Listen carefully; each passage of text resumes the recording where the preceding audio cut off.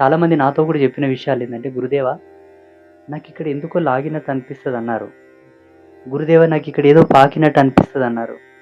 కొందరు గుదస్థానము కింది అధోభాగములో అది కూడా స్వల్ప వామ భాగం.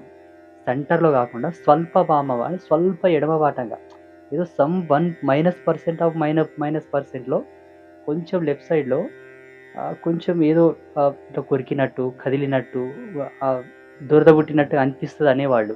యోగ సంధాన కర్తృత్వం లోపల యోగులు రచించినటువంటి కొన్ని మార్మికమైన శాస్త్రాలనుకోండి, వాళ్ళు చెప్పిన అనుభవాలు. ఇప్పుడు 'మహావతార్ బాబాజీ' అందరికి తెలిసిన వ్యక్తి కాబట్టి ఆయన పేరు వాడదాం. ఆయన చెప్పిన అనుభవాలు ఎంత గొప్పవో యోగం ప్రకారంగా, ధ్యానం ప్రకారంగా. అటువంటి వాళ్ళు చెప్పిన అనుభవాలను జోడించుకున్న, మేము పొందిన అనుభవాలను జోడించిన, శాస్త్ర విశ్లేషతను కంపేర్ చేసినా గూడా చక్రములు ఉత్తేజమై, వికాసమై, పరిణతి లోపల పరిపూర్ణత చెందగలిగితే జీవుడి ఎరుకలు జరగవవి. ఆయనకి ఎరుకలో రావవి. ఎరుకలో వచ్చినట్టు అనిపిస్తుంది అంటే శరీర ధర్మమున లోపించి ఉండాలె. కర్మలో ఏదన్నా జడం ఉండాలె. కర్మ విహితమై ఉన్నప్పుడే అవి కొంచెం ఇబ్బందిగా విప్పుకునేటప్పుడే సింప్టమ్స్ వస్తాయి.